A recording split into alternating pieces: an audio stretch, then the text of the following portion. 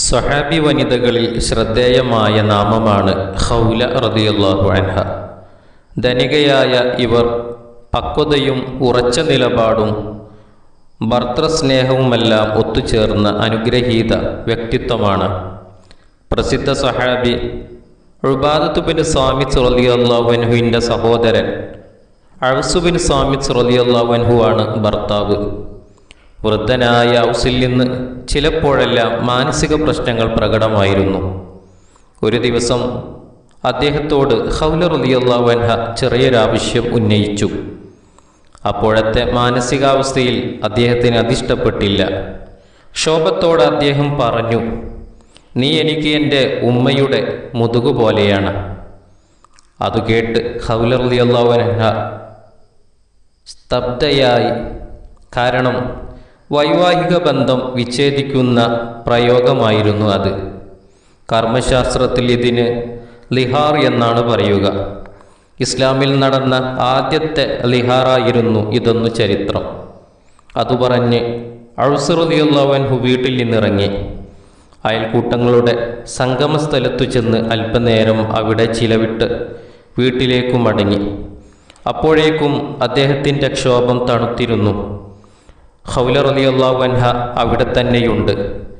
തൻ്റെ ദാമ്പത്യ ജീവിതം വെട്ടിമുറിച്ച് ഔസ് റളിയല്ലാഹു അൻഹു പറഞ്ഞ വചനം ഖൗല റളിയല്ലാഹു അൻഹയുടെ മനസ്സിനെ അലോസരപ്പെടുത്തിക്കൊണ്ടിരുന്നു. ഖൗല റളിയല്ലാഹു അൻഹ ഔസ് റളിയല്ലാഹു അൻഹുവിനെ ശ്രദ്ധിച്ചു. അദ്ദേഹം തൻ്റെ സമീപത്തേക്ക് വരികയാണ്. ആ കണ്ണുകളിൽ ആളുന്ന ആസക്തിയുടെ അർത്ഥം അവർ ഗ്രഹിച്ചു. അദ്ദേഹത്തിന് തൻ്റെ ശരീരം വേണം. അല്പനേരം മുമ്പ് പറഞ്ഞിട്ടു പോയ മൂർച്ചയുള്ള വചനം അദ്ദേഹം മറന്നിരിക്കുന്നു. നേരത്തെ പറഞ്ഞ വാക്കിൻ്റെ പരിണതി അങ്ങേക്കറിയാമോ? ഈ നിമിഷം എൻ്റെ ശരീരം താങ്കൾക്ക് നിഷിദ്ധമാണ്. അള്ളാഹുവിൻ്റെയും തിരുദൂതരുടെയും വിധി വരാതെ ഇനി സഹശയനമില്ല. ഖൗല റളിയല്ലാഹു അൻഹ വിസമ്മതം പ്രകടിപ്പിച്ചു. പക്ഷേ ഔസ് റളിയല്ലാഹു അൻഹു അവരെ കടന്നുപിടിച്ചു. താരതമ്യേന ആരോഗ്യവതിയായ ഖൗല റളിയല്ലാഹു അൻഹയുടെ ചെറുത്തുനിൽപ്പിൽ ഔസ് റളിയല്ലാഹു അൻഹു പരാജയപ്പെട്ടു. പറഞ്ഞുപോയതിൻ്റെ ഗൗരവം അദ്ദേഹം ഉൾക്കൊണ്ടു. നാക്കുപിഴ സംഭവിച്ചതിൽ ദുഃഖിതനായി. ഖൗല റളിയല്ലാഹു അൻഹ അയൽ വീട്ടിൽ ചെന്ന് ഒരു വസ്ത്രം വായ്പ വാങ്ങി തിരുസവിധത്തിലേക്ക് തിരിച്ചു. അന്നേരം പത്നി ആയിഷ റളിയല്ലാഹു അൻഹ തിരുദൂതരുടെ തല കഴുകിക്കൊടുക്കുകയായിരുന്നു. മഹദി തിരുമുന്നിൽ തൻ്റെ സങ്കടങ്ങൾ നിരത്തി. "തിരുദൂതരെ, യുവതിയും ധനികയുമായിരുന്ന എന്നെ ഔസ് ബിൻ സാമിത്ത് റളിയല്ലാഹു അൻഹു വിവാഹം ചെയ്തു. എൻ്റെ സമ്പത്ത് അദ്ദേഹം ഭക്ഷിച്ചു. എൻ്റെ യൗവനം അദ്ദേഹം കവർന്നു. എൻ്റെ ഉടയവരെല്ലാം എന്നെ വിട്ടുപിരിഞ്ഞു. ഇന്നെനിക്കു പ്രായമേറി.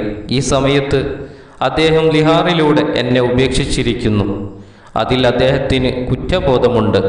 ഞങ്ങൾക്ക് ഒന്നിക്കാൻ വല്ല മാർഗവുമുണ്ടോ?" "ഒരു മാർഗവുമില്ല. നീ അദ്ദേഹത്തിനു നിഷിദ്ധമാണ്." നബി സല്ലല്ലാഹു അലൈഹി വസല്ലമ മറുപടി നൽകി. തിരുദൂതരുടെ വാക്കുകൾ നിരാശാജനകമായിരുന്നെങ്കിലും ബീവി പിന്മാറിയില്ല. അവർ വീണ്ടും ചോദിച്ചു, "അള്ളാഹുവിൻ്റെ ദൂതരെ, അങ്ങേക്ക് വിശുദ്ധ ഖുർആൻ അവതരിപ്പിച്ച നാഥൻ സത്യം. അദ്ദേഹം ത്വലാഖിൻ്റെ വചനം പറഞ്ഞിട്ടില്ല. അദ്ദേഹം എൻ്റെ കുഞ്ഞിൻ്റെ പിതാവും എനിക്ക് ഏറ്റവും പ്രിയപ്പെട്ടവനുമാണ്." ആ വാക്കുകൾ വഹിക്കുന്ന തീവ്ര ദുഃഖവും അടങ്ങാത്ത ദാഹവും തിരുദൂതർ അറിയാഞ്ഞിട്ടല്ല. പക്ഷേ നിലവിൽ മറ്റൊരു പോംവഴിയുമില്ലാത്തതിനാൽ അവിടുന്ന് ആദ്യത്തെ മറുപടി തന്നെ ആവർത്തിച്ചു. മഹദിയുടെ നാവിൽ നിന്നും വീണ്ടും സങ്കടമൊഴികൾ തീർന്നു. "എൻ്റെ കഷ്ടതയും ഏകാന്തതയും ഞാൻ അള്ളാഹുവിന് സമർപ്പിക്കുന്നു. ഏറെ നാൾ ഞാൻ അദ്ദേഹവുമൊത്തു ജീവിച്ചു. എൻ്റെ ഉദരം ഞാൻ അദ്ദേഹത്തിന് സമർപ്പിച്ചു."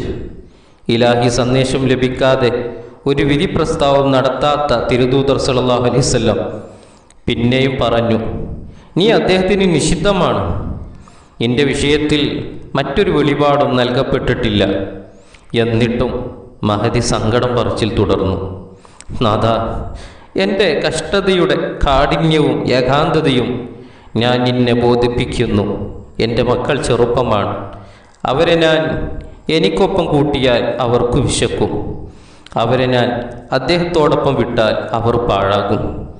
ആകാശത്തേക്കു മുഖമുയർത്തി മഹദി കൂട്ടിച്ചേർത്തു, നാഥാ, ഞാൻ നിന്നോട് സങ്കടമുണർത്തുന്നു. നിന്റെ ദൂതരുടെ നാവിലൂടെ എനിക്കൊരു പരിഹാരം തരൂ. തിരുനബി സല്ലല്ലാഹു അലൈഹി വസല്ലമയുടെ തല കഴുകുകയായിരുന്ന ആയിഷ റളിയല്ലാഹു അൻഹ ഖൗല റളിയല്ലാഹു അൻഹയുടെ ദുരവസ്ഥ കണ്ട് സഹിക്കാനാവാതെ കരഞ്ഞുപോയി. വീട്ടിലുണ്ടായിരുന്ന മറ്റുള്ളവരും കണ്ണുനീർ തൂകിയെന്ന് ആയിഷ റളിയല്ലാഹു അൻഹ അനുസ്മരിക്കുന്നുണ്ട്. തിരുശിരസിൻ്റെ മറുവശം കഴുകാൻ തുനിഞ്ഞപ്പോൾ ആയിഷ റളിയല്ലാഹു അൻഹ അത് ശ്രദ്ധിച്ചു. തിരുദൂതർക്ക് വഹി അവതരിക്കുകയാണ്. അവിടുന്ന് ഒരു നേർത്ത മയക്കത്തിലേക്ക് വീണു. സങ്കടപ്പെയ്ത്തു തുടർന്ന ഖൗല റളിയല്ലാഹു അൻഹയോട് ആയിഷ റളിയല്ലാഹു അൻഹ പറഞ്ഞു, ഇനി മതിയാക്കൂ, തിരുദൂതരുടെ മുഖം കണ്ടില്ലേ? വഹി അവതരിക്കുമ്പോൾ ഇങ്ങനെയാണൊരവസ്ഥ പതിവാണ്. വഹി അവസാനിച്ചപ്പോൾ അവിടുന്ന് പറഞ്ഞു, ഖൗല, നിന്റെ ഭർത്താവിനെ വിളിക്കൂ. അങ്ങനെ പ്രവാചകർ സല്ലല്ലാഹു അലൈഹി വസല്ലം അപ്പോൾ അവതരിച്ച സൂറത്തുൽ മുജാദലയുടെ ആദ്യ ഭാഗം പാരായണം ചെയ്തു. നബിയെ, തൻ്റെ ഭർത്താവിൻ്റെ കാര്യത്തിൽ അങ്ങയോട് തർക്കിക്കുകയും അള്ളാഹുവിങ്കലേക്കു സങ്കടം ബോധിപ്പിക്കുകയും ചെയ്യുന്നവളുടെ വാക്ക് അള്ളാഹു കേട്ടിട്ടുണ്ട്. അള്ളാഹു നിങ്ങൾ രണ്ടുപേരുടെയും സംഭാഷണം കേട്ടുകൊണ്ടിരിക്കുകയാണ്. തീർച്ചയായും അള്ളാഹു എല്ലാം കേൾക്കുന്നവനും കാണുന്നവനുമാണ്. തുടർന്ന് നബി സല്ലല്ലാഹു അലൈഹി വസല്ലമ പറഞ്ഞു, നിന്റെ ഭർത്താവിനോട് ഒരു അടിമ സ്ത്രീയെ മോചിപ്പിക്കാൻ പറയുക. അവർ പ്രതികരിച്ചു, തിരുദൂതരെ, അദ്ദേഹത്തിൻ്റെ ഉടമസ്ഥതയിൽ മോചിപ്പിക്കാൻ ഒരടിമയുമില്ല. എങ്കിൽ തുടർച്ചയായി 2 മാസം നോമ്പ് നോൽക്കാൻ പറയുക.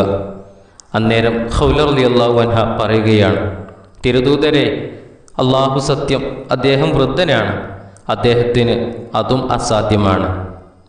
എങ്കിൽ 60 ദരിദ്രർക്ക് കാരക്ക ഭക്ഷിപ്പിക്കുക. അതിനും നിസ്സഹായത നിറഞ്ഞ മറുപടിയാണ് ഖൗല റളിയല്ലാഹു അൻഹ നൽകിയത്. നബിയെ, അതും അദ്ദേഹത്തിൻ്റെ കൈവശമില്ല. കാരുണ്യദൂതർ സല്ലല്ലാഹു അലൈഹി വസല്ലമ പറഞ്ഞു, അല്പം കാരക്ക നൽകി ഞാൻ അദ്ദേഹത്തെ സഹായിക്കാം. നന്ദിപൂർവം അത് സ്വീകരിച്ച് ഖൗല റളിയല്ലാഹു അൻഹ പറഞ്ഞു, അത്ര തന്നെ കാരക്ക നൽകി ഞാനും അദ്ദേഹത്തെ സഹായിച്ചോളാം. കൈവിട്ടുപോയ ജീവിതം നിശ്ചയദാർഢ്യവും ശുഭപ്രതീക്ഷയും സർവോപരി സുദൃഢമായ വിശ്വാസവും കൊണ്ട് വീണ്ടെടുത്ത ഖൗല റളിയല്ലാഹു അൻഹയുടെ വാക്കുകൾ പ്രവാചക മനസ്സിൽ സന്തോഷം വിതറി. അവിടുന്ന് പറഞ്ഞു, നീ ലക്ഷ്യം സാധിച്ചിരിക്കുന്നു, നീ സുഹൃതം ചെയ്തിരിക്കുന്നു. അദ്ദേഹത്തിനു വേണ്ടി നീ കാരക്ക ധർമ്മം ചെയ്യുക. പിതൃവ്യപുത്രനായ നിന്റെ ഭർത്താവിനോട് നീ ഗുണകാംക്ഷയുള്ളവളാവുക. സുദൃഢമായ ഉടമ്പടി എന്നാണ് ഖുർആൻ വിവാഹത്തെ വിശേഷിപ്പിച്ചത്. പക്ഷേ അത്യന്തം സൂക്ഷ്മത പുലർത്തിയില്ലെങ്കിൽ അത് തകർന്നടിയാൻ നിമിഷ നേരം മതി. കലർപ്പില്ലാത്ത പരസ്പര വിശ്വാസമാണ് വിവാഹത്തിൻ്റെ കാതലും കാവലും. ഭർത്താവ് പരുഷ സ്വഭാവക്കാരനായിരുന്നിട്ടും ദാമ്പത്യത്തിൻ്റെ മർമ്മം ഗ്രഹിച്ച ഖൗല റളിയല്ലാഹു അൻഹ അദ്ദേഹത്തെ മറ്റാരേക്കാളും സ്നേഹിച്ചു. അദ്ദേഹത്തിൻ്റെ ഒരു നിമിഷത്തെ ക്ഷോഭം തൻ്റെ ജീവിതം പെരുവഴിയിലേക്ക് എറിഞ്ഞപ്പോഴും തളരാൻ കൂട്ടാക്കാതെ കുടുംബിനികൾക്ക് മുഴുവൻ മഹദി മാതൃക കാണിച്ചു. ഭാര്യ ഭർത്താക്കന്മാർക്കിടയിലെ സൗന്ദര്യപിണക്കങ്ങൾ വിവാഹമോചനത്തിലേക്ക് വഴിമാറുമ്പോൾ അവരെക്കാൾ അതിൻ്റെ ദുരിതം പേറേണ്ടി വരുന്നത് മക്കളാണെന്ന ഖൗല റളിയല്ലാഹു അൻഹയുടെ തിരിച്ചറിവ് വിലമതിക്കാനാവാത്തതാണ്. വർഷങ്ങൾ കടന്നുപോയി. അമീറുൽ മുഅ്മിനീൻ ഉമർ റളിയല്ലാഹു അൻഹുവിൻ്റെ ഭരണകാലം. ഖലീഫയും സഹാബികളും പള്ളിയിൽ നിന്ന് വരികയാണ്. വഴിയിൽ ഒരു വൃദ്ധ നിൽക്കുന്നത് ഖലീഫ ശ്രദ്ധിച്ചു. അടുത്തെത്തിയപ്പോൾ അവർ ഉമർ റളിയല്ലാഹു അൻഹുവിനോട് പറഞ്ഞു, ഉമർ, നിൽക്കൂ.